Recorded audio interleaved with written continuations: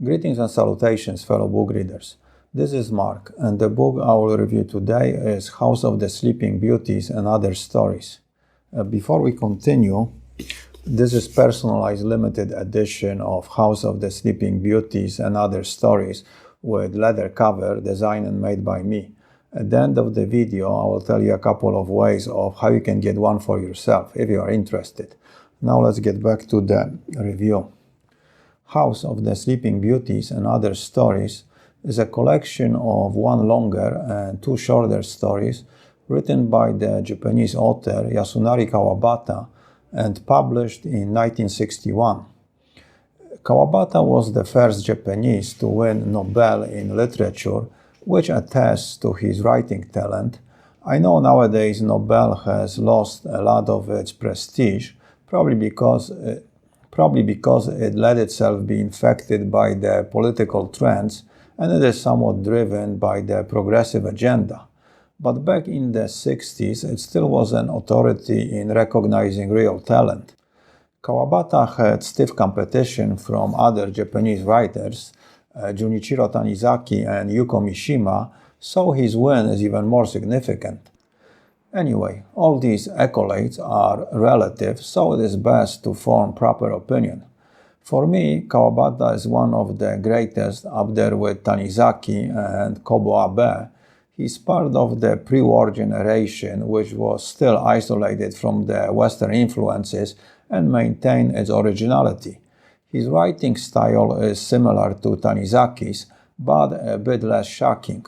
While Kawabata excels in inducing feelings of melancholy and sorrow caused by his own tragic youth, when he lost all his immediate family, and the ensuing sadness is the mark of his literature.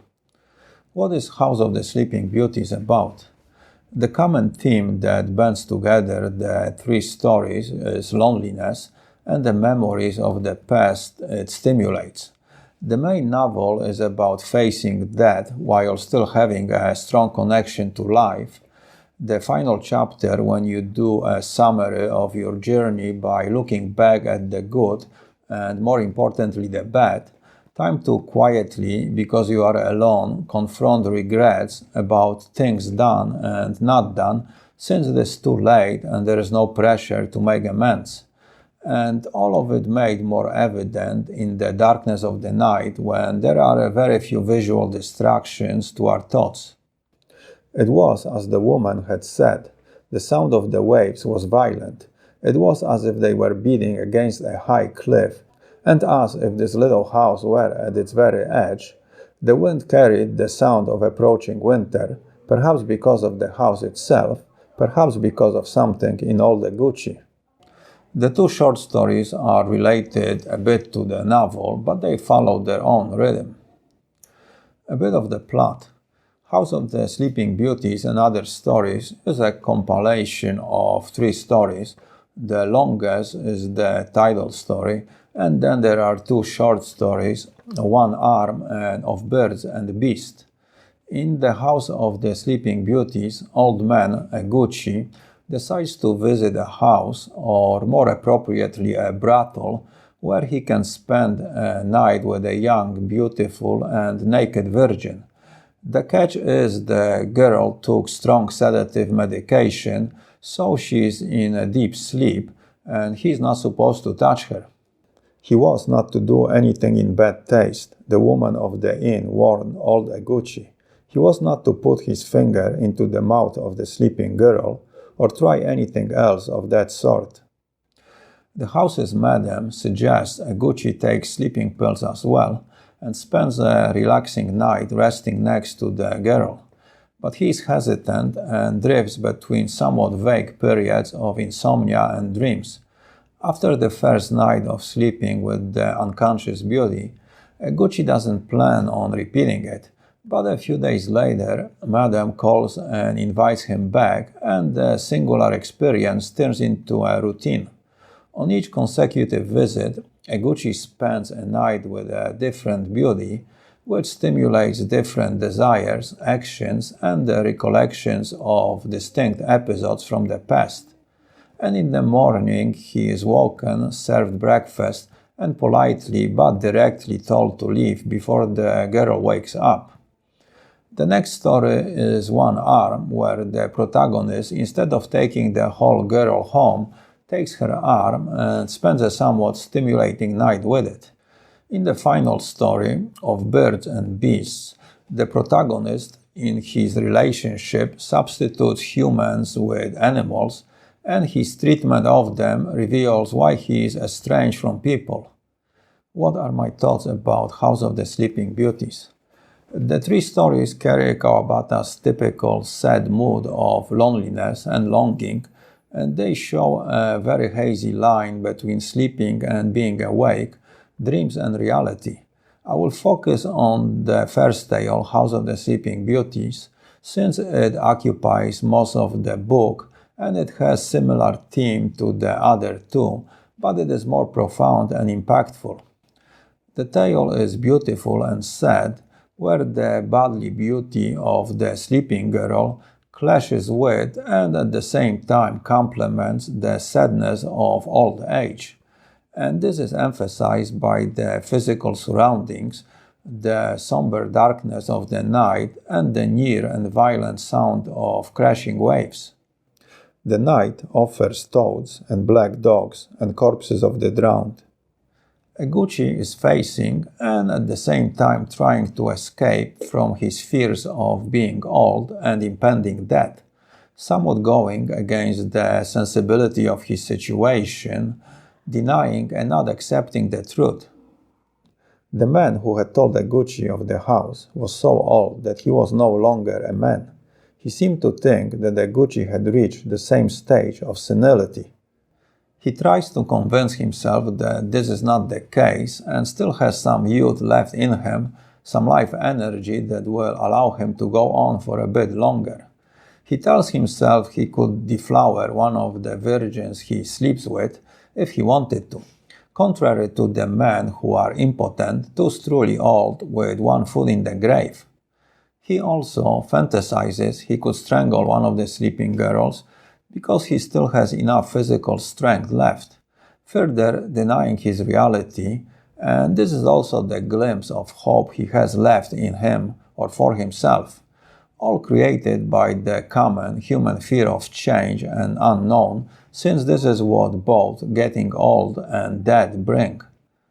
Further, the book explores contrast in young and beautiful versus old and ugly. It directly compares youth and age, as in this quote from the novel. The aged have death, and the young have love, and death comes once, and love comes over and over again. It is this hopefulness of the repetitive experience of the young versus the finality of being old, having no time left for reruns, that makes House of the Sleeping Beauties so impactful, especially if you consider yourself old, or if you are on the way there, which means all of us. Perhaps Eguchi, through sleeping with the young and beautiful girls, wants to absorb some of their energy and prolong his own illusion. And further, because the girls are sleeping, they are not able to reject the old and ugly. And in addition, the circumstances of the encounter render irrelevant and eliminate the curse of impotence, which for many men is the real symbol of old age and coming closure. So the attraction of the house is that it makes Eguchi and other old men feel safe and secure because it makes them forget about their situation. Because the girl would not awaken, the aged guests need not feel the shame of their years. They were quite free to indulge in unlimited dreams and memories of women. Was that not why they felt no hesitation at paying more than for a woman awake? Perhaps it is our sexual energy that defines our lives and makes us feel alive. We start with none, and as we grow, it also grows until it reaches its peak, and then it starts its decline until there is none left, and that's when we die. That's why the old are attracted to the young sexually, because sexual energy equates to youth and more time to live. This search for sexual energy, seducing the young, is a popular theme for many aging writers, and most of them will imply that it is the innocence they are attracted to, but I don't believe it. It is a vampire-like search for the metaphorical fountain of youth. The other important theme in the story is memory and reflections on the past and the succeeding regrets. The attraction of the House of the Sleeping Beauties for Eguchi and other old men is that it symbolizes and is connected to their youth, drinking and laughing with their friends and later visiting a brothel to end the perfect night. Some gentlemen say they have good dreams when they come here, the woman had said. Some say they remember how it was when they were young. Sleeping next to the young girls stimulates Eguchi's mind and brings dreams and visions of his own earlier days, a trip into the past which can be painful but also pleasurable. Kawabata implies that at the bottom we are all alone and other people are nothing more than somewhat superficial and temporary deviations that temporarily cross our path, just like the sleeping girls, distant, unresponsive, and material objects. According to Kawabata, it is the deep inner solitude that is our true and faithful lover, always ready to embrace us. It can be briefly put to sleep or forgotten, but it accompanies us from the very beginning to the end. The view of loneliness and old age is very personal and relative. I myself see neither of them as a handicap or sad. Perhaps the problem is regret for the things we have not done, and some we have done but wished we had not done or done differently, and realizing and accepting we are old makes us feel as if it's too late to do anything about it. I remember a short poem by Charles Bukowski that relates to this whole dilemma. There are worse things than being alone, but most people don't realize it until it is too late, and there is nothing worse than too late. I myself kind of look forward to being old. It seems as every decade life improves, there is less pressure, more security, and in general, less caring for individual events, since they don't seem to have much importance in the long run. Maybe that's the key, not to care so much, and this subsequently seems to make life more pleasant and easier. Realizing that all of us will get old and die, making it more general, not a singular and personal event, seems to make it easier to accept it. I read a while back that according to a study, people are the happiest between their 50th and 80th birthday. Of course, this is generalization, but I think if the changes in your mind keep up with the changes in your body, you will be fine. Anyway, to sum it up, House of the Sleeping Beauties is a beautifully written collection about loneliness, what effect it has on individuals and how they deal with it. There are also other themes connected to it, such as human desire, aging and impending death, denial, memory, and also some eroticism and a bit of terror and science fiction. It is a general contemplation on the meaning of life and death and the delicate balance between the two, presented in the exploration of the boundaries between dreams and reality. And there is also the question of power, often connected to regrets, the illusion of it one has when facing a sleeping person, feeling he can do things he has never done nor dared to do. Were not the longing of the sad old man for the unfinished dream, the regret for days lost without ever being had, concealed in the secret of this house? Eguchi had thought before that girls who did not awaken were ageless freedom for old men. Asleep and unspeaking, they spoke as the old man wished. The themes explored in the book are pretty mature, and that's probably the type of people, men, that will be able to connect with them. I imagine some younger readers, especially women, might find them creepy and even perverse. In general, the book is a good example of Japanese literature, and it somewhat bridges the early modernism of Soseki and Tanizaki with the post-war, more westernized and commercial period of Yuko Mishima and somewhat, in my opinion, overrated Haruki Murakami. House of the Sleeping Beauties inspired my favorite Latin American writer, Gabriel Garcia Marquez, and his short novel, Memorias de mis putas tristes, which means memories of my sad horse, or I think it is translated as memories of my melancholy horse. It was Marquez's own way of dealing with the old age and its limitations, but unfortunately it is not considered his best work.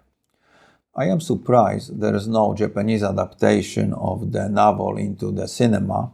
I think they would make a great film out of it, as they did with so many other classics of their literature. Instead, there is a German film based on the novel, which didn't get good reviews. I think it was considered the worst film of the year, but I enjoyed it. I didn't think the director, who is also the protagonist, did a bad job. Okay, let's talk about the physical book. The book I am holding is a paperback which I transformed into a hardcover leather-bound edition. To make the cover, I use grade A naturally tan hide I buy from a tanner in North Spain. It is the same leather Louis Vuitton uses to make his bags, so it is top quality. I do all the processing of the leather myself. First, I designed the cover, which what I did here, I used this 19th century Japanese woodblock print by the famous Japanese artist Yoshitoshi. It is a portrait of a beautiful sleeping girl, a courtesan in the Meiji Japan. I think it is from the series of prints he did later in his life, appropriately titled Beautiful Women, and I thought it nicely represented the main story of the book. This is the back with the blurb, and inside front cover I printed a quote from the book. If you want to see a more detailed video where I explain how I transform paperback into leather-bound hardcover, click on the link in the description. I will make a maximum of 100 editions of each title. Each one will be numbered and initialed, and the numbers will go in chronological order from 2 up, since number 1 stays with me. The price will be around $100, so if you would like me to make one for you, you can click below on my email and send me a message. I do not guarantee I will do it, since it will depend on the time I have available, access to the leather, and if I can get my hands on the copy of the book. Now, if you're not willing to spend the $100 but you still want the book, what you can do is click below on the PayPal link and donate $3 or more to my channel, and for every 100 donations I will make a lottery and draw one name, and the winner will receive the book. So if you are cheap but feel lucky, this might be the way to do it. Also, your donations give me the extra motivation to make the book reviews, and I appreciate them very much, so thank you in advance. One more thing, when you make your donation, remember to include the title of the book you would like to win. The book itself is beautiful. Visually, it has a very nice texture, it smells great, and the more you handle it, the more beautiful it will become. And it makes a great gift for somebody who appreciates books or yourself. So if you want one, don't snooze or you might lose. Well, that's it, so let's end it here, and until next time, keep your ear close to the ground and read the book. Adios.